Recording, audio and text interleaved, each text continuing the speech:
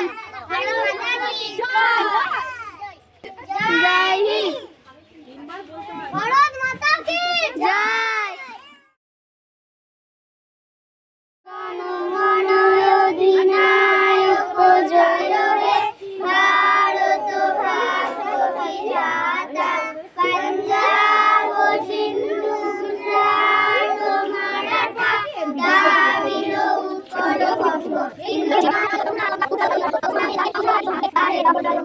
জনগণ মঙ্গলদায়ক জয় হে, ভারত ভাগ্য বিধাতা। জয় হে, জয় হে, জয় হে, জয় জয় জয় হে। নেতাজি সুভাষ। চুপ করো। তোমরা আমাকে রক্ত দাও, আমি তোমাদের স্বাধীনতা দেব। পরাধীন ভারতের জনগণের কাছে এই আবেদন জানিয়েছিলেন নেতাজি সুভাষচন্দ্র।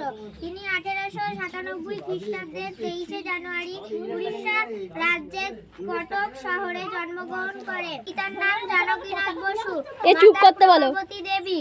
কলকাতার স্কটিশ চার্চ কলেজ থেকে বিএ পাস করে তিনি ইংল্যান্ডে গিয়ে আইসিএস পরীক্ষায় পাস করেন, কিন্তু লোভনীয় সরকারি চাকরি না নিয়ে তিনি দেশের স্বাধীনতা আন্দোলনে ঝাঁপিয়ে পড়েন।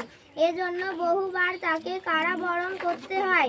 1941 খ্রিস্টাব্দে ইংরেজ পুলিশের চোখে ধুলো দিয়ে তিনি ভারত ছেড়ে প্রথমে জার্মানি ও তারপর জাপানে যান। সেখান থেকে সিঙ্গাপুরে এসে 1943 খ্রিস্টাব্দে বিপ্লবী রাসবিহারী বসুর গড়া আজাদ হিন্দ ফৌজের দায়িত্বভার গ্রহণ করেন।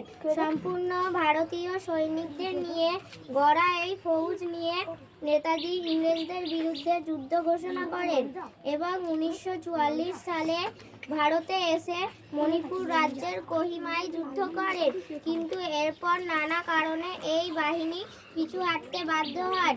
এ বিমান দুর্ঘটনায় সুভাষচন্দ্রের মৃত্যুর খবর প্রচারিত হলেও দেশবাসী আজও তা বিশ্বাস করেন না। তাই এই মহামানব আজও মানুষের মনে অমর হয়ে আছে।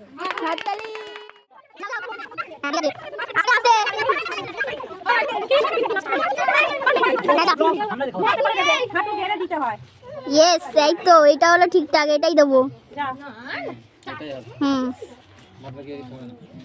এবার টুকি আবার নাস্তা করে না। এবার আমাদের দাদা কি লজেস বিতরণ করতে যাচ্ছে। যাও।